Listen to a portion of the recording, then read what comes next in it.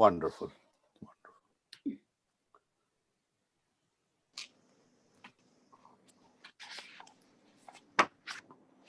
I remember I was planning to come in April. Yes, yes. And I almost booked the ticket, but Yeah. because of this pandemic. I know. Yeah. Hello there.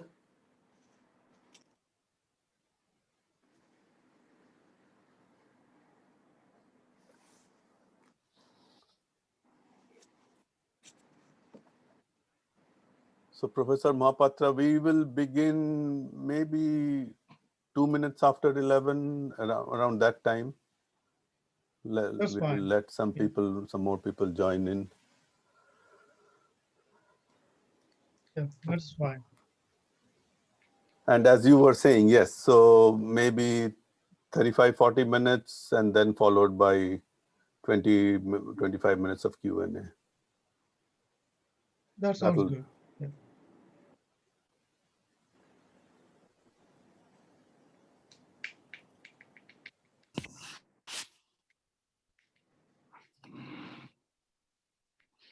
Balaji is the new staff in the department. I was there in 2017. Oh, okay. I am new. I joined in 2017. So, but it was in November, I think. No, October. Actually, I joined on Gandhi Jayanti, October 2. Wow, that's great. I can never forget the date. They had a great conference in August that year, Vedanta conference. Okay, I must have missed it then. Yeah, you weren't here at that time. Yeah.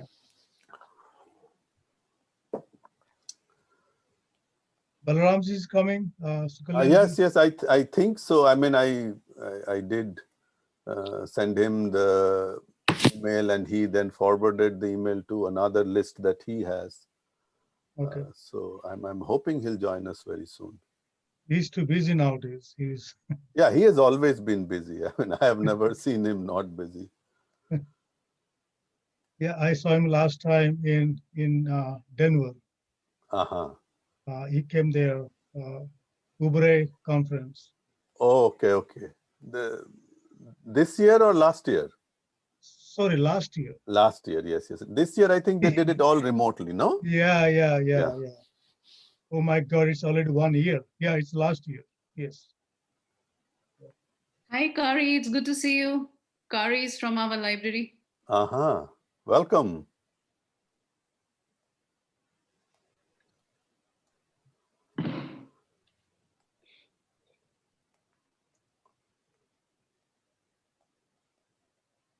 So, Professor Mahapatra, where are you physically now?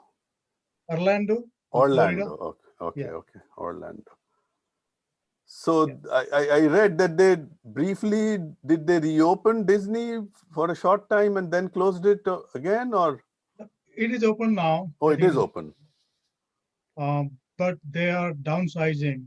They are firing a lot of people. It's not very good situation.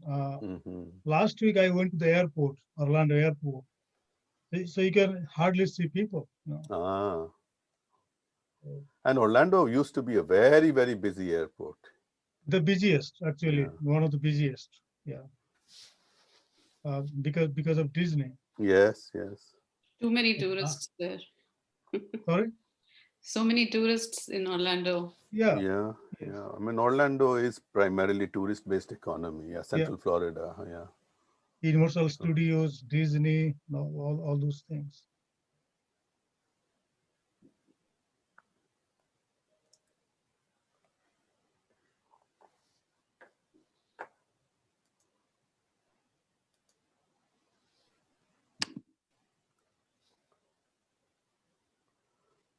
Hi, Satya. You have to unmute. You are muted, Satya. Namaste, Satya ji. Okay, now? Namaskar, Satya ji. Namaste, madam. You remember Professor Mohapatra, right? Satya, he came to I remember. Vedanta. Yeah. I remember, but he forgot me. No, I said namaste.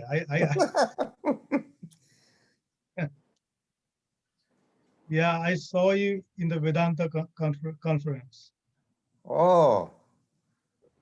Yeah. Oh, okay. Namaskar, Tridipda.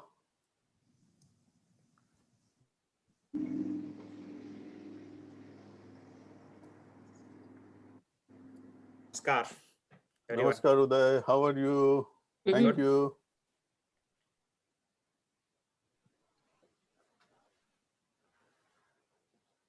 So, Professor Mahapatra, maybe a couple more minutes and then we will start. Okay. Yeah, that's fine. Yeah.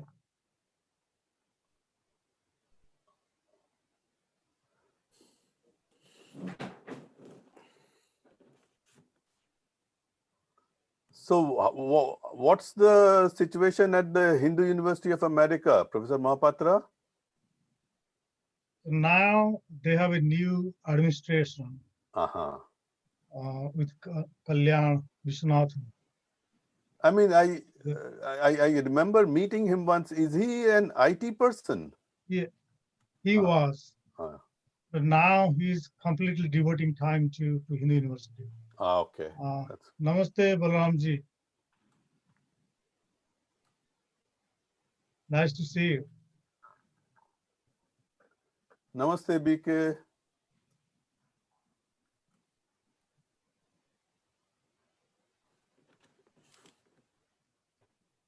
Hello, everyone.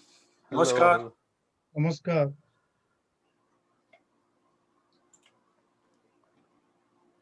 Very nice. So this new administration, has it kind of changed the direction or it's pretty much the same? Now, things are online. Okay. And so they have developed a new programs, masters and PhD, but at the same time, they have developed online education, like most of the things online now. Yeah, now the website, if you go to website, it is far better now, well organized.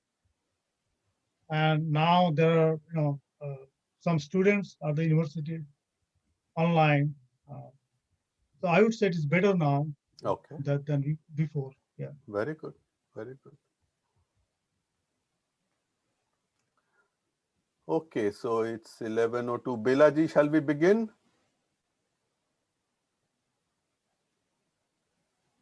Muted. You are muted. Yes, sure. Let's begin. Okay. You want to start with a welcome? Okay, I will begin. Just say a few words and hello and namaste to everyone.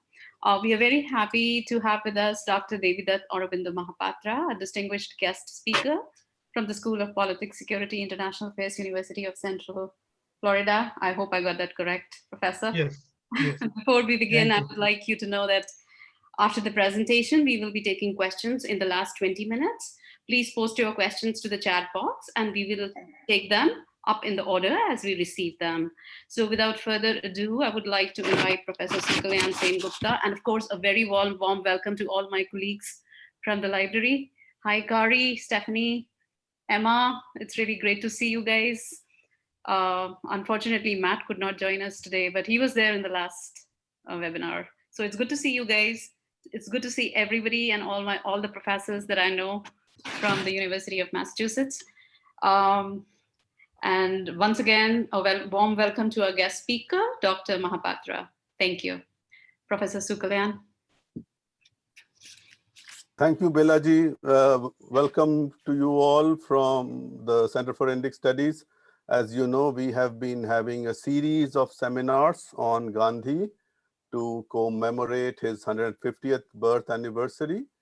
And as part of this exercise, we have been hearing speakers talking on a variety of facets related to Gandhi's philosophy, life, message, etc. So in that vein, we have today Professor Mahapatra, who will be talking about something that I don't think we have heard a lot in this series, and that is Gandhi's approach to conflict management, conflict resolution. As one can say, paraphrasing Buddha, Buddha said that sorrow is an undetachable part of life. If I could just paraphrase it, I can say that conflict is an undetachable part of life. We deal with conflicts at various levels under various situations. So the question is, how do we address it and how do we grapple with it? And as you all know, Gandhi had a, you can say, very revolutionary way of looking at it. Though he himself did mention at many places that he by no means was claiming to be bringing in a new model of conflict management or anything like it, but the core principles that he relied on, ahimsa, non-violence, satyagraha, the adherence to truth, the superiority of the moral framework, etc. So these do, I believe, have a very important role for us even today. And we have no better person than Professor Mahapatra to speak on these topics, because this has been his specialty and his passion, the combination of both. Professor Mahapatra is, in a way, he is related to the UMass fraternity because his PhD is from UMass Boston.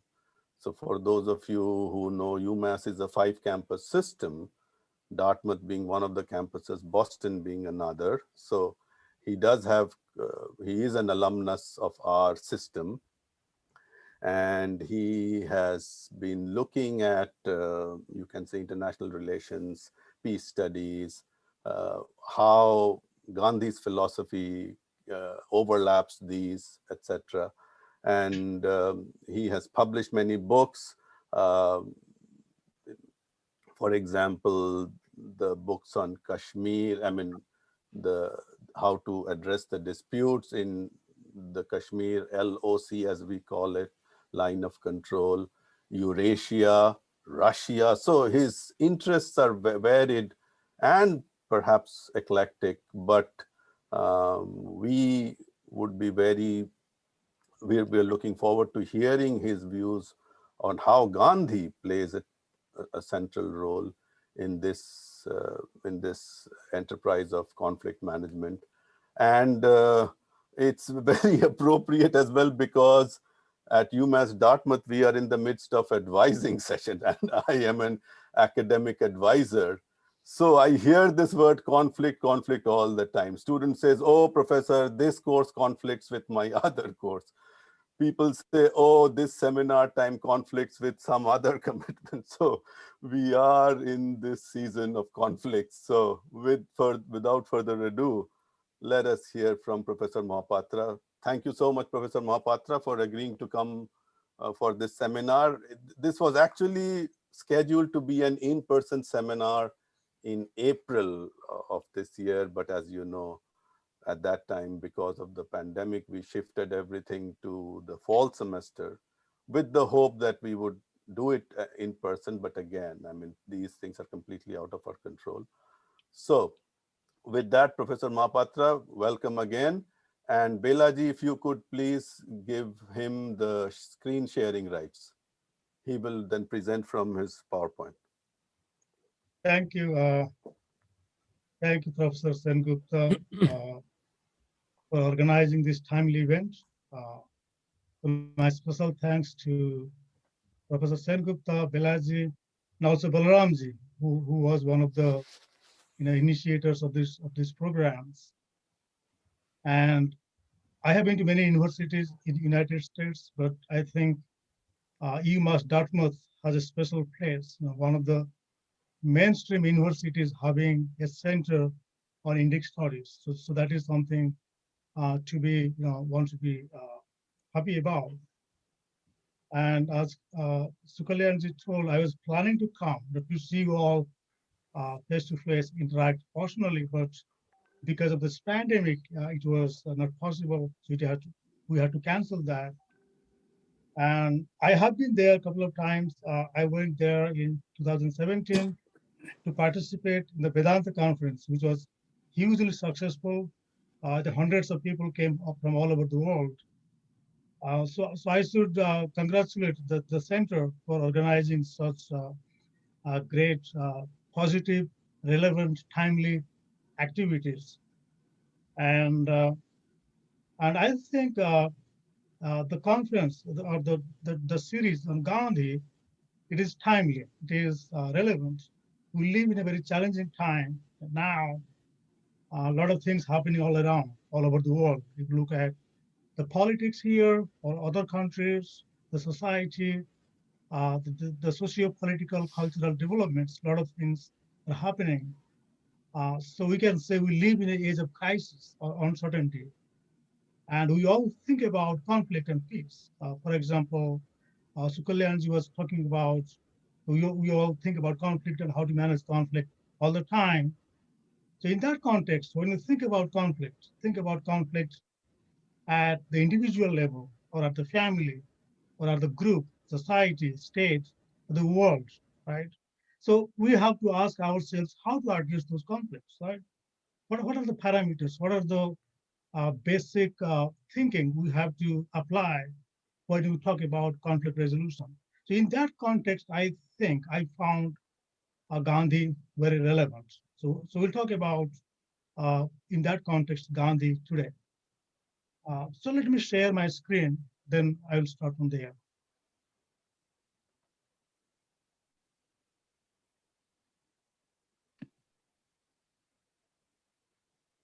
You can see my screen, Belaji, right?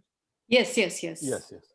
And let me just remind the viewers that if you cannot see the full slide, please go to the view options and click the full window. Then you will be able to see the complete slide. Thank you, Sukalanji. Yeah, briefly about myself, I do a lot of research on conflict resolution, and I did my PhD in conflict resolution from UMass Boston, as Sukalyanji told. And I have done a lot of research, field studies in Russia, in Northern Ireland, Indonesia, Nepal, Kashmir. I have done a lot of field studies, and I always try to find solutions to the conflict through peaceful means.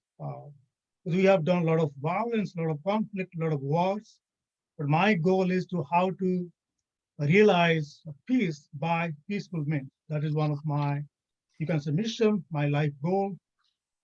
And now I am part of the Peace and Justice Institute at Orlando, at Valencia College. We do a lot of activities, community engagement, a workshop, and I teach courses now on human rights, on Asian politics, and I bring Gandhi into my courses. And this is a book we published last year, Gandhi and the World. It was published by Lexington. It was a part of the conference which I organized in Orlando, and I invited scholars from all over the world. And there are many well-known scholars like Johann Galtung, who participated in this conference. And it was published by Lexington, and I welcome you to give a look into this book. And now, as I just mentioned, that I'm teaching a course on human rights and Asian politics. And I engage my students in my class about Gandhi. What do they think about Gandhi and Martin Luther King and Nelson Mandela? They're all activists and also leaders, and what they think about these leaders. And particularly the young people, they told me that they like Gandhi, they like Mandela, they like Martin Luther King, but still think they're some kind of ideal people, idealistic people. No, we live in a very tense time. We live in a very crisis time, and this peace, nonviolence, these are all not. These are all kind of naive things. It's not possible. It is not practicable. So that somehow encouraged me, or somehow goaded me to think more about is it true that Gandhi is idealistic, too idealistic, or is practical? Right? If it's not practical, then we have to discard Gandhi. But if it's practical, then we have to think about his methods and his ideas. A couple of things I have to mention before I go further, that Gandhi was not an academic philosopher. He was not a professor teaching at UMass or UCF Orlando. He was an activist, right? He was a practitioner, and his activities gave rise to theories, right? It is the other way around. Generally, theories give rise to practice, but in Gandhi's case, it is his practice which gave rise to theories. And Gandhi, he used to say that nonviolence is not something I discovered, right? It is as old as he said that. But the way he practiced, the way he bring that to life in India, in South Africa, that is something we have to consider, we have to think about.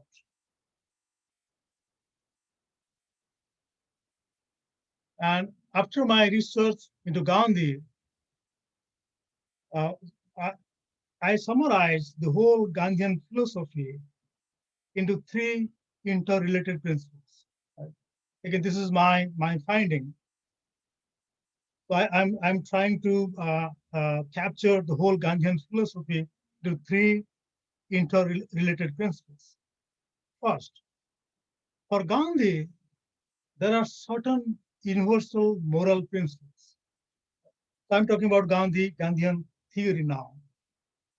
The first one is there are certain universal moral principles which are context free. So what does it mean? It means that you can apply that principle in America, in India, in South Africa, in Europe, right? So they are applicable across divides of caste, color, religion, region. And he believed that among these universal moral principles, nonviolence is one. Right? You can think of satyagraha or love for truth is another. Right? So these are the universal moral principles. They are universal. They are not Indian or they are not African or American. They are universal, right? And so those universal moral principles have to be applied to have positive peace, right? So in that context, I was making an analysis with uh, well-known political philosophers like Immanuel Kant, John Locke, and I found Gandhi closer to them.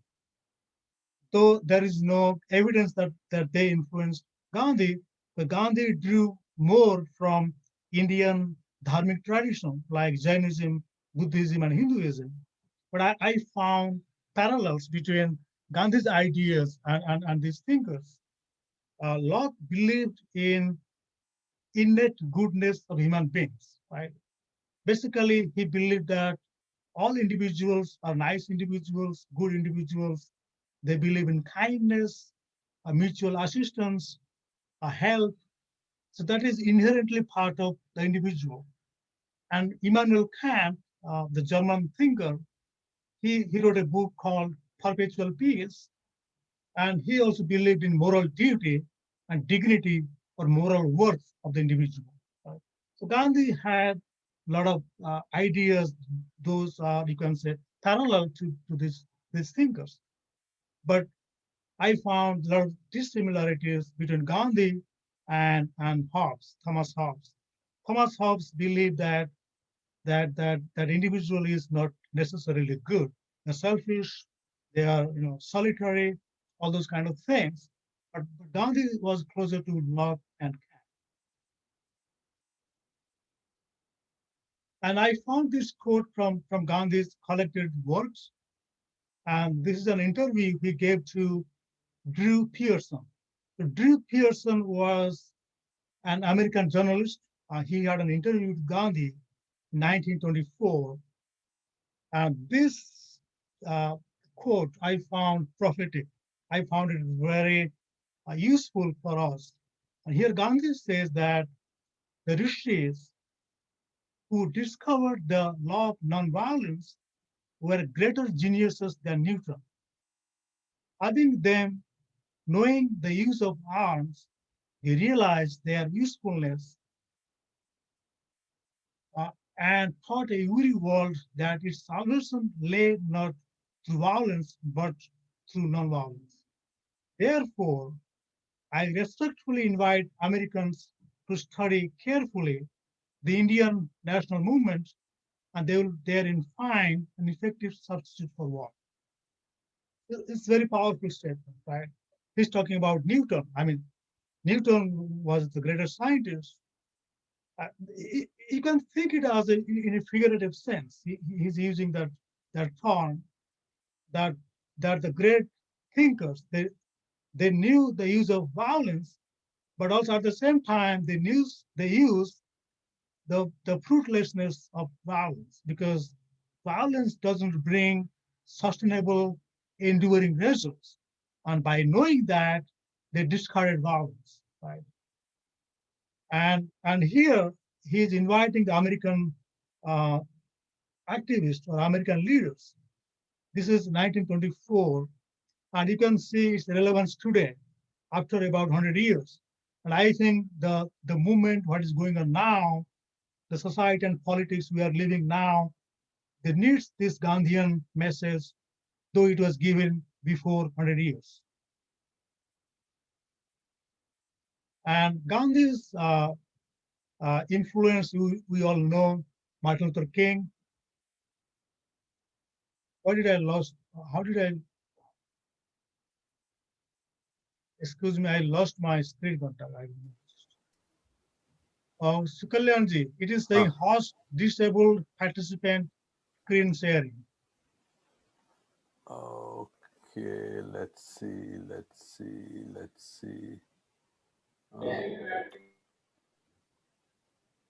I can see the message, host disabled participant screen sharing. I think Bela Gupta lost the connection from what. Yeah. Just enable again.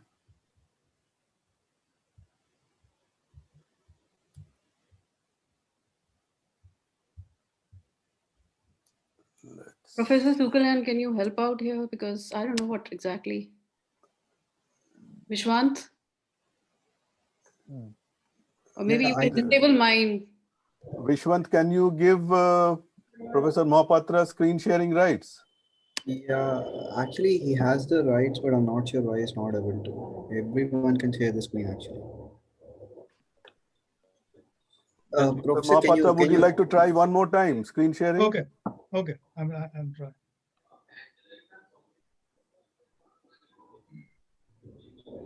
Okay. There you are. Okay, so you're back. Yeah. Great. Sorry about that. No, that's fine, Balaji. And so Martin Luther King, he went to India in 1959. He went to Gandhi's ashram, and he was requested to give a speech to All India Radio in 1959. And he said that in a real sense, Mahatma Gandhi embodied in his life certain universal principles that are inherent in the moral structure of the universe.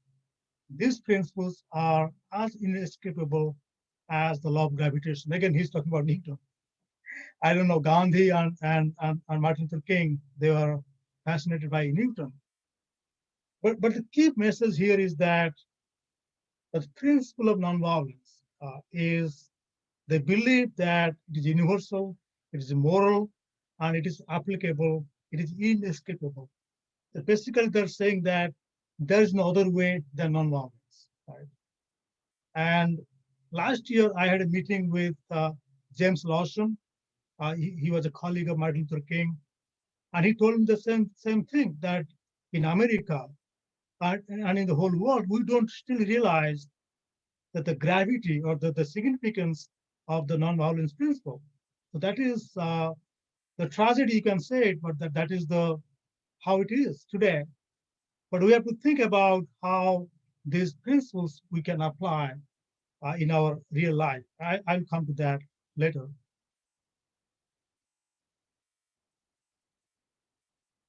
Okay. Then I'm coming to the second principle. So Gandhi would say that these universal principles are not something outside of human beings and their collectivities. Right? They're found within ourselves. They're intrinsic. It is not something you are just, going to some place or to a church or a temple or a synagogue and get that idea. One has to cultivate that principle within. Right? So Gandhi would say nonviolence is something which is intrinsic. We are born with nonviolence. We have that principle. It is in us, and we have to bring that principle outside. It is within individuals, societies, collectivities. We have to bring that principle outside. And third principle is it's very important. I found this individual is the center of the universe, right? Or rather, individual is the state of the world in miniature. So it is a way of saying that we all represent the world. We all represent the universe. Universe or society or state doesn't have meaning without ourselves. So Gandhi would say we all are building blocks of the society. Right? So I'll give couple of examples. So Gandhi says one man cannot do right in one department of life while he's occupied in doing wrong in the other department. Life is one indivisible whole. So that is kind of integral approach, this kind of holistic approach to life and society. And I think we are lacking severely this Gandhian principle in our life and society. We see a lot of hypocrisy all around. We say one thing. So Gandhi says very famously that when what we think and what we say and what we do, three things, right? What we think, what we say, and what we do, when they're all in harmony, then there is peace. It's so simple, right? But we think something, we say something, and we do something else. And imagine if everybody, every individual think that way and practice that way, I think the conflicts, we don't have any conflicts. And what does it imply? It implies that every individual is a power, right? So Gandhi would argue that we all we are here in this conference, we all are agents of change, or what he would say, agent of peace, right? And Gandhi used this term I found very useful, soldier of peace. That is Gandhi's term. We usually think of soldier as going to war, fighting a battle, but Gandhi would say soldier of peace. It's kind of, you can say, contradictory or kind of ambiguous term, but he justified this terminology, and he says that this is a quote from Gandhi, and he says that a soldier of peace, unlike the one of the sword, has to give all his spare time to the promotion of peace, alike in war time as in peacetime. And it's a long quote. I deliberately made it short. Then he's talking about a soldier of peace can be as disciplined, as committed as a soldier in the battleground. And so, what does it mean? It means that a Gandhian agent of peace or Gandhian soldier of peace must be active all the time, 24/7. He must be thinking about peace, talking about peace, and acting peace. That is the Gandhian individual. That is the Gandhian individual in society. This is a very interesting statement I found from Webb Miller. I was going through collected works of Gandhi. Wade Miller, he went to, he was an American journalist. He went to cover the Salt Satyagraha, Salt March, 1930, and he went to Dharasana, it's part of Gujarat, the Arabian Sea coast. Again, I made it short. It was a long quote, and he's reporting to New York, Telegram, through Telegram from Dharasana, and he's writing. It was astonishing and baffling to the Western mind, accustomed to see violence met with violence. So if you look at the protest, what is happening today? So if you do violence, then I do counter violence, like action reaction, right?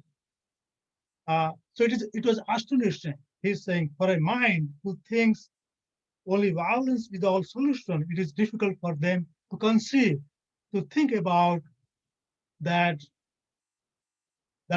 you are doing violence, but it is replied with non-violence, right? One surprising feature was the discipline of the volunteers.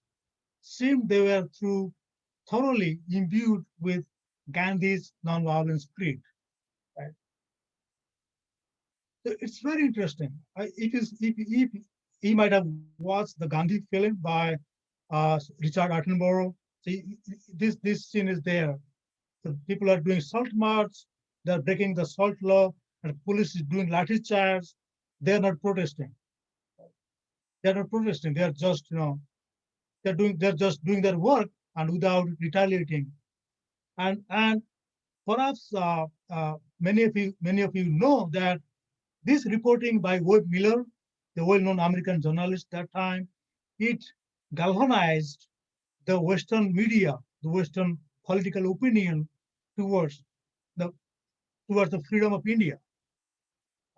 This is one of the incidents I wanted to bring to your notice. Okay. So I was talking about the Gandhian principles. I was talking about Gandhian ideas from a theoretical sense. And again, for Gandhi, it is individual, state, society, world. They're all interconnected. They all operate, you can say, in the same social milieu. It is the one environment we're all working. And I do international politics and conflict resolution. So we live in a time I was talking about in the beginning that now violence is a kind of new normal, right? There are in international politics, there are two groups of thinkers. One group of thinkers, they believe that we are living in a peaceful time. We don't have world wars. We don't have nuclear wars. We don't have major conflicts. So we are in a better time. For example, the Harvard thinker Steven Pinker, he believes that we are living in a peaceful time. But is it peaceful? If you look at the situations now, what is happening in Syria, what's happening in here in America, if you look at the divides, if you look at Ukraine, if you look at Middle East, and I did some research on Syrian conflict in the Middle East. 500,000 people died, and people are still dying. Right? The last 1 decade, 500,000 people died in Syria. And I did some research on United Nations, the dialogues, the negotiations, the peace treaties. All the members of the United Nations Security Council, we call P5 or Permanent 5, if you study all the resolutions, they all talk about peace, right? They all talk about there is terrorism, there is ISIS, but why there is no peace? What is the reason? So I found that the geopolitical considerations, the oil, gas, the factor of religion, strategic influence, Mediterranean Sea ports, all these factors, they don't say that, right? So when they do negotiation, they say, okay, we want peace in Syria. They have the Geneva peace process. They have peace process at United Nations. And multiple times, millions of dollars have been spent in dialogues and discussions, but still we don't have peace. So think of Gandhian principles. I talked about the three Gandhian principles, right? So there is a disconnect. There is disconnect what we say and what we do, right? And what we think. So I have been part of some of the negotiations in a smaller scale, and I found the peacemakers, so-called peacemakers, they are not peaceful with them, right? When you are not peaceful with them, how can you promote peace outside? So this is something one has to think about. So the question is, which I focus in my research. For example, in my book on conflict management in Kashmir, or now I'm working on a book project on South Asia and Gandhi. So what are the alternatives? Right? What are the alternatives? There's a report by Science Direct. There's a very well-known magazine. They predict that if India and Pakistan forget China, if India and Pakistan they go to war, from 50 to 125 million people might die because they have the nuclear weapons. Right? A nuclear war between India and Pakistan may kill from 50 to 125 million people. And forget that. Think of the environmental disaster, all the Himalayas, right? The ocean, the sea, and it will have a global, it will be a global catastrophe, right? So what are the alternatives, right? And there is very interesting speech by Eisenhower, uh, President Eisenhower of the United States. So he gives an estimate. It's very interesting. I would encourage you to go to Google. You just go to Google and type Eisenhower speech on peace. So he says that each war you're fighting, you're spending billions of dollars. In that money, you can lift a lot of people from poverty, right? He's giving an estimate for, I don't remember exactly, that one missile you are creating, you can build house for this number of people, right? The defense budget, for example, the defense budget of United States, how much do you think? It's about $700 billion, right? So we have to think about the alternatives, because violence, conflict, it never brought peace. And one more thing, that it's not that we don't know about Gandhi, right? All the political leaders, for example, I was making a study of 150th birth anniversary of Gandhi. There are celebrations all over the world, right? And Nancy Pelosi, the House Speaker, she gave a speech last year, and she called Gandhi the spiritual father of American civil rights movement. It was by the House Speaker, Nancy Pelosi. So it's not that the leaders, the states, the societies, they don't know Gandhi. Perhaps Gandhi is one of the most well-known figures in the world, right? But we are not applying his principle, right? So this is the basic hypocrisy I found, not only in individuals, but also states and leaders and societies. And we have to think about that. And I thought I should talk about India a little, because Gandhi believed that India can play a role for promoting international peace. And in an interview in 1946, he said that India will stand for the exploited peoples. And then he participated in the Asia Relations Conference, 1947.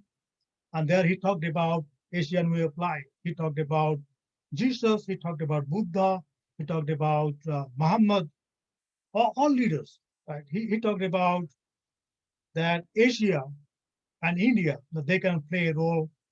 And now that we talk a lot about Asian politics, rise of Asia. And Gandhi believed that Asia had some intrinsic qualities, or what he calls power of love, that can play a positive role for world peace. Though the current realities don't portray that, don't display that, but he believed that India and Asia, they can play a positive role for international peace. And he also believed that students can play a role, and particularly after the partition of India. I mean, he was one of the most he was hurt the most by the partition. But he said that the students cannot be partitioned. So the young people, the youth of the India and the world, they can play positive role for international peace. Uh, this is a quote from Dalai Lama. I have one or two more slides, then I'll end. Dalai Lama, he says that it's a couple of years ago, we have a big war going on today between world peace and world war. And what he's trying to say? So he's trying to say that the international situation is not peaceful, right? And societies, the political systems, the ideas, they're crumbling, right? We live. Sometimes I believe that we live in an advertised world, and human creativity, human thinking, human acceptability of the peace and nonviolence is going away. So we live in a very challenging, difficult world. But Gandhi, I call him Gandhi, eternal optimist. Gandhi never lost hope, despite all the setbacks, all the difficulties.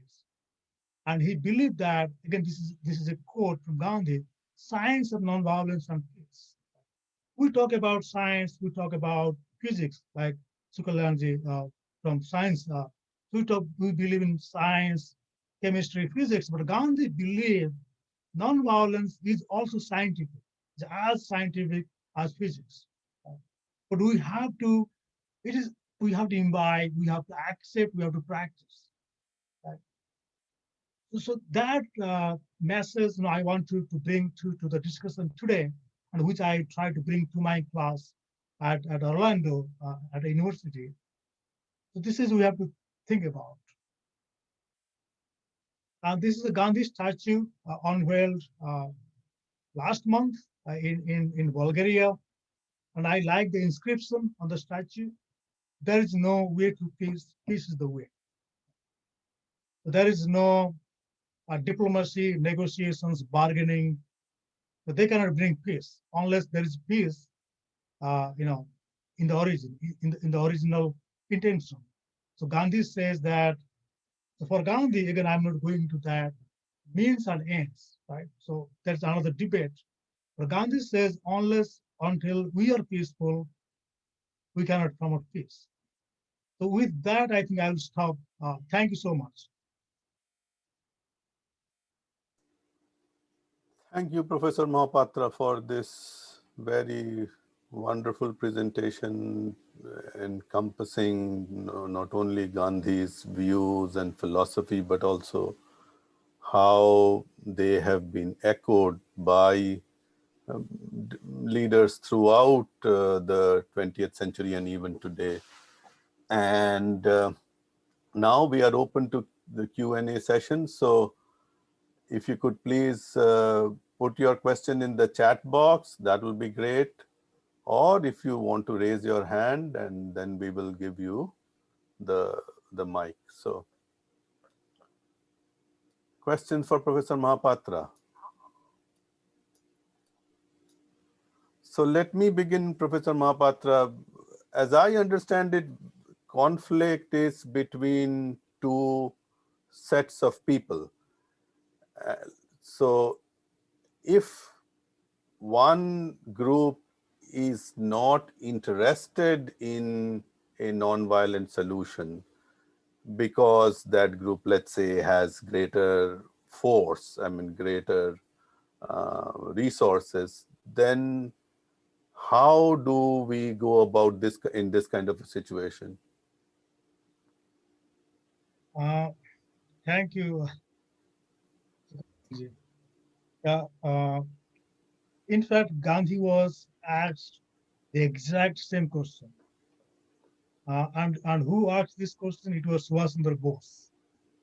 Subhash Chandra Bose, he was a young man. There's about, I think, 25 years age gap between Gandhi and Subhash Chandra Bose. And after he came back from Cambridge, he joined freedom struggle. And Subhash Chandra Bose was asking Gandhi that, Bapu, I studied the past 200 years of history, and there is not a single instance when the freedom struggle was won by non-violence. So how can you do that? So Gandhi said that there are still many pages. Again, this is Gandhi's words, not mine. There are still many pages yet to be written in the book of history. And probably we'll write a new page in the book of history. That may sound figurative, not exaggerating, but Gandhi had that kind of indomitable faith in nonviolence. And the same question, I was listening to Martin Luther King Jr. interview, and he was asked the same question, and he replied that we can do this. It's not easy. Life is not easy. I say, okay, I'll do nonviolence, and I'm going there, and there is somebody shooting at me, and I'll go stand in front of him. I say, okay, I'm nonviolent. Gandhi was a practical. I was reading an article by well-known anthropologist David Mandelbaum, and he wrote that had Gandhi not been a freedom fighter, he could have been a successful businessman. He's in the Gujarati Baniya, that kind of. So he was very practical. He was not a foolish kind of person. He was practical. He was a strategist. But at the same time, he had some conviction. He was not like a politician we see today. And he said that famously that I hate the British Empire when the freedom struggle was going on. I hate the British Empire, but I don't hate the British. I hate the evil, but not the evil doer. Why? Because in every individual, there's a spark of divine. He believed in that. It doesn't matter how corrupt that individual and how bad that individual. So Gandhi believed that there is a spark of divine, a spark of honesty and truth in each individual. And he believed that we can touch, we can rekindle that spirit in the individual.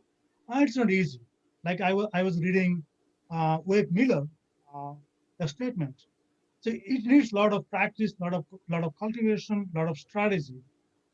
And when Gandhi died, his farm critics that time, like George Orwell, who wrote 1984, An Animal Farm, and Bertrand Russell, they're the great philosophers of UK. They wrote profound tributes to Gandhi. Those articles are with me. I'm not going to read that. So basically what I'm trying to say, it needs a lot of practice, a lot of optimism, and also taking a lot of risk. And yes, I don't know if I answer your question. Yeah. Thank you so much. I have a question, if it is okay to ask. Yes, please, Balramji, go ahead. Okay. So, Dr. Mahapatra, I think just like you're saying, everybody has a little spark of divine in them. Everybody also is non-violent to a certain extent. So the question is not whether you are divine and non-violent, which is true for everybody. All of us are non-violent to a certain degree. We are none of us, I think that I know, just goes around and says, no, I'm going to commit violence. So we are non-violent. But the question is, what was the limit that Gandhi was going? Was he violent? I mean, he does write in his writings, he clearly said that he preferred violence over certain things. So the limits are really the important thing. What was the limit for him versus what is the limit for many people now? And since I'm asking question, this is one, and then the other question, there is a group of very influential people and very well thought through people who really think Gandhi did not succeed. It was a wrong credit given to him that he succeeded. So that makes it another important idea, whether really did he have limit, number one, or did he really even succeed? Thank you, Balaramji. So let me try to address the second question first, then I'll come to the first one. It will be foolish, I would say, to say that Gandhi was solely responsible for India's freedom. No. I think no no scholar, no expert on Gandhi would claim that. There are many other factors. There are the Second World War, the defeat of the Axis powers, and then the rise of Indian National Army, the Subhash Chandra Bose. Then the change of government in UK. Attlee came to power after Churchill. So there are many factors. Even United States President Roosevelt, he had also evinced interest in India's freedom at that time. So there are multiple factors, but at the same time, we cannot deny the role of Gandhi. Gandhi certainly played a role. I mean, again, it will be foolish to deny his role also. Yeah, so Gandhi deserves certain credit, absolutely, but he's not the only one. There are many others. So that is my thought on that. And second is about limits of tolerance, or how much one can practice nonviolence. Right? Think of a young boy. He's just 23. Right? He's from rich family. He has a degree from London, Barratt Law London, and he's going to a first-class train. And he's not a poor guy, and he's going the train, and he was thrown out of the train. And he argues that, oh, I have the first-class ticket, and he was thrown off the train, and he's staying the whole night. In the winter, he's shivering, the cold, and hiding in the trash can the whole night. He's thinking. He's just 23 years old. He's thinking what to do. I can go back to my country. I have a good family. I can stay there, or I have to fight. And if you look at that, I'm talking about Petersburg experience of Gandhi. Then if you look at, Gandhi was almost about to be killed many times. If you look at his movement in South Africa, in India, he was about to be killed many times. So what must have, I would say, I'm not Gandhi, but I'm trying to apply his ideas, his thinking to your question. So certainly there are various factors. I am not denying that. But let me put it this way: if everybody thinks about like Gandhi, then we don't need people like Hitler, right? And also there are certain criticism about Gandhi wrote to Hitler about, you all know he wrote to Hitler, he wrote to all kind of people. The basic Gandhi, I would say, is that he will leave no stone unturned to realize his nonviolent principle. How far it will succeed, it will not succeed, that is a different question.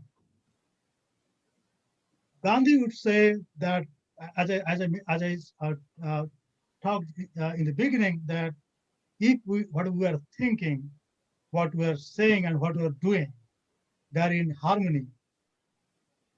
But that is not happening. So again, it will depend on the Gandhi, the Gandhian followers, or who is following Gandhi. But at the same time, if you look at the whole world, Martin Luther King, he followed Gandhi. Nelson Mandela, he followed Gandhi. Nkrumah of Ghana, Dalai Lama, and now there is a movement in UK. It is rising now. It is called Extinction Rebellion. It's a environmental group. They openly say that we are influenced by Gandhi. So there is no answer in yes or no or absolutes. There are a lot of gray areas, but I believe that the Gandhian principle has certainly relevance, significance for our time today. I don't know, Balaramji, if I answered the question, but this is my thought. No, you didn't answer the question. So let me ask it again. I am just simply saying, in his life, was he ever, the violence has, the word ahimsa has a much deeper root. than just simply violence. And so my question would, like I said, his Gandhian principle is absolutely correct, because we all are non-violent to a certain degree. We all have divine also to a certain degree. But question is, what is that limit that divinity is developed? And was Gandhi ever violent? Did he ever say that, and under some condition, one has to be violent? That's the question I asked. Yeah, that's very interesting question, Balaramji. I now remember G.D. Krishnamurti, another Indian thinker, and he called Gandhi the most violent man. G.D. Krishnamurti called Gandhi the most.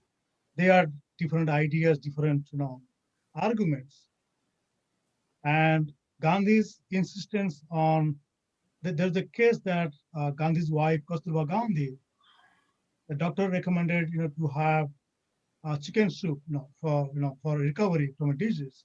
Gandhi said no, I don't allow that. But again, the questions Balaramji you are asking, they are, you have to think in a relative terms. Gandhi was violent or not? How far he was violent? Are there instances? Yes. But one thing also we have to remember, Gandhi was not a god. He was a human being like we all are. He had his own limitations, like his ideas on celibacy, on nature cure, on Ayurveda and all those things. There are certain debates on that. And he was a human being like all of us. He has all kind of, you can say, fallacies. But the message I'm trying to steer here is that despite all his shortcomings, all his demerits, he has certain relevant messages for all of us. Okay. We'll talk again, Balaramji, sometime. That's very, at the risk of even, I wouldn't raise any question, just a comment. I think it will be very helpful that if Gandhi is humanized, so that other people who otherwise think that, he has been put on pedestal and everybody is expected to reach that pedestal, not knowing that some of the stuff that you are saying, that he also was a human being. And so you can still be high by being a human being, just by trying it. Maybe certain such situation, things may not exactly work out. Thank you. Thank you, Balaram. Any other question? Anybody else? Question for Professor Mohapatra?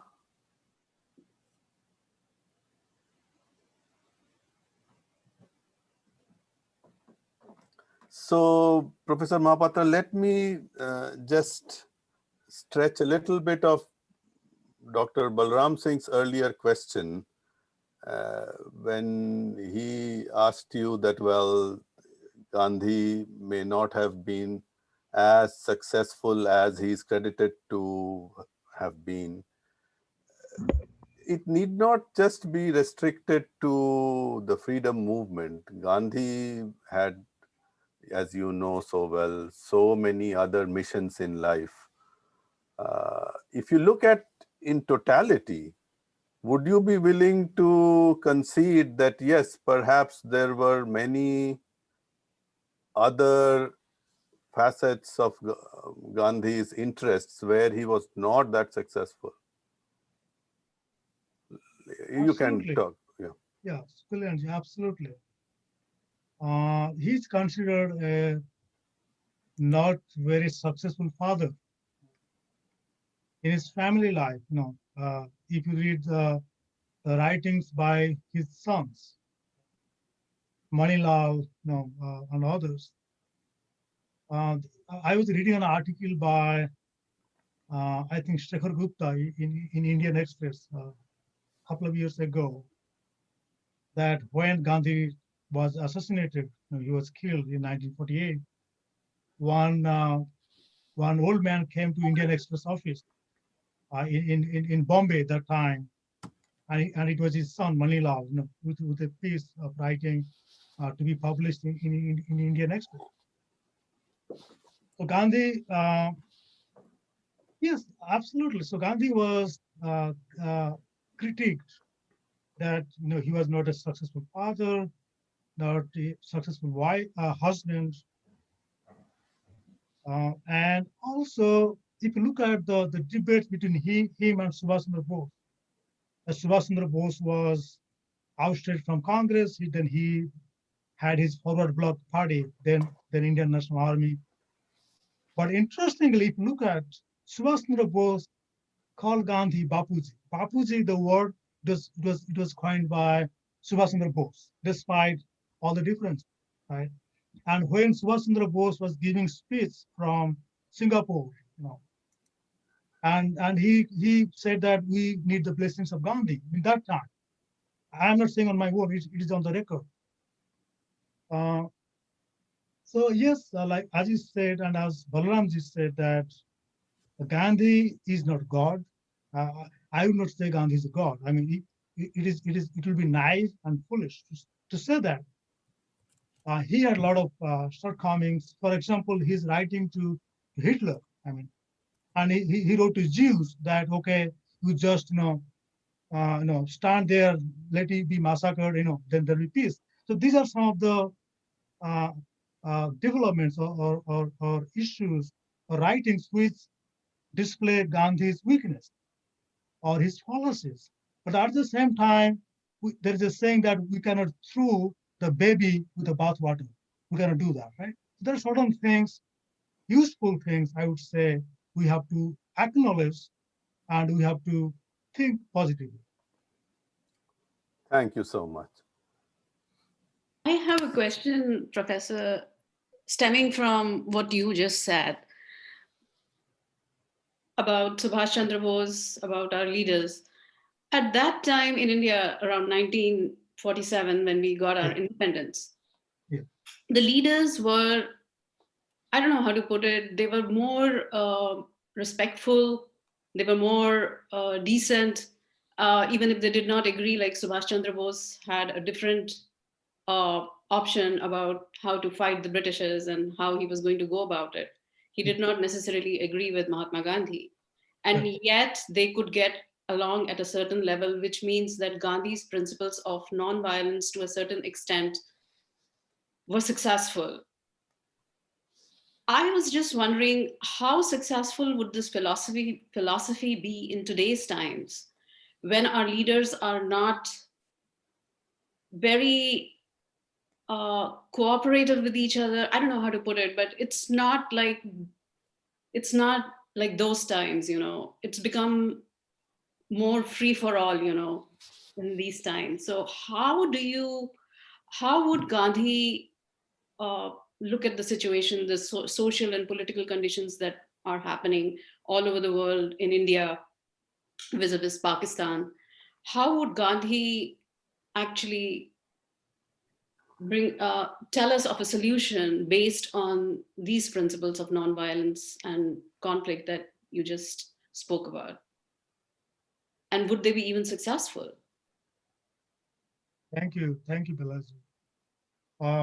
My first reaction would be that Gandhi is not a magic wand. It is not like you apply it in all the cases and you have peace. It is something you can say a principle which needs to be practiced. Different situations may need different, transitions or different kind of maneuvering. Gandhi realized that very well. And you're talking about how he's relevant today, right? And I mentioned that last year, the House Speaker, Nancy Pelosi, she called Gandhi that the spiritual leader of America's civil rights movement. And nowadays, people are talking more about Gandhi. So interestingly, this is happening now, even in the American academic system.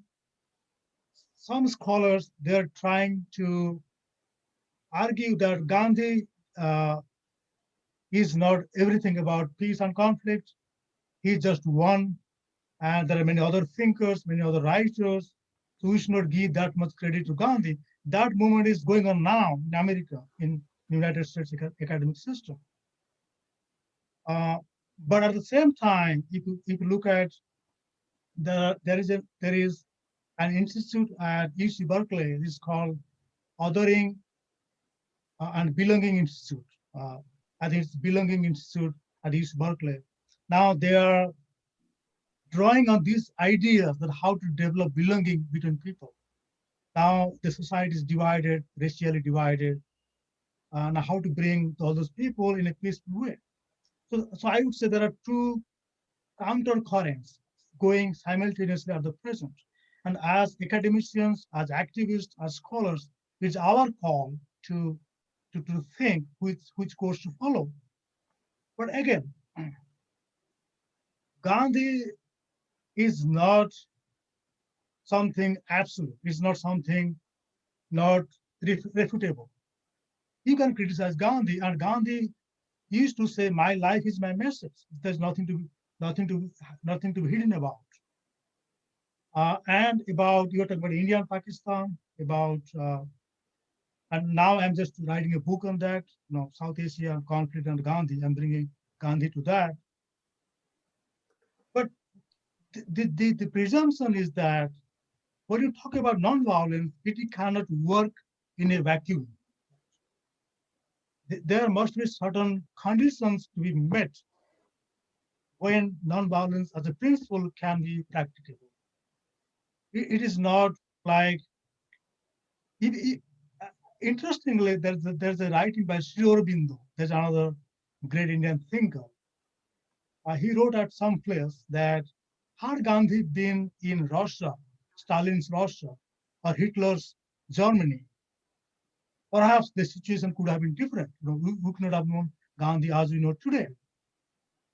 But that does not demean, that does not nullify the significance of Gandhi. Right? So Gandhi, when I think of Gandhi, I don't think Gandhi just as an individual. Gandhi represented some ideas, some principles. As an individual, Gandhi had 1,000 demerits. Okay, let's consider that. But as a principle, as a power, as an image, he offers a lot of lessons to us. Thank you. You still have time to ask a question? Yes, Balramji, maybe one more question. Sure, Okay. please go ahead. So I think the Belaji's question was very, very interesting, especially how he was treated by his political people who were at the same label equivalent, and it may be reflecting on the time. I doubt. I think it's more reflecting on the label, not on the time. The label of people is very different. Now the question in academia, we have people reviewing others called peer review. So especially in light of what you were saying, his message was, his life was his message. So any one of us who are commenting on something like that, whether it's a chemistry or physics or business administration, you have to be peer. If I'm editor of several journals and I don't send it out to any X, Y, and Z and say, well, please let me know what you think about it. We send it to people who know about it, who may be expert in the field. So I think the other thing you said about Martin Luther King and Dalai Lama and so on and so forth, many people who did evaluate him, and they think because they may be involved in something. So they, in a way, they are kind of peers. So I think this idea is very important to inculcate in the society, that number one, Gandhi is not God, and number two, that you have to be a little bit of peer to be able to say something. Otherwise, we miss the whole thing. What do you think of that? I agree. That's my answer. I agree. Finally, you gave us a real answer. Thank you. Okay. You are my big brother, Balramji, so I agree. No, that's so nice of you. Great. Thank you. Okay, so with that, Professor Mahapatra, thank you once again for this wonderful experience, very enriching experience for all of us. And As I said, we have recorded this and we will put it on our Center for Indic Studies website. And we are not yet ready to announce our next Gandhi seminar because our speaker, Professor Veena Howard, who's from Cal State Fresno, she and us, the center, we are not able to come to a date. So it will be sometime in January, that we know.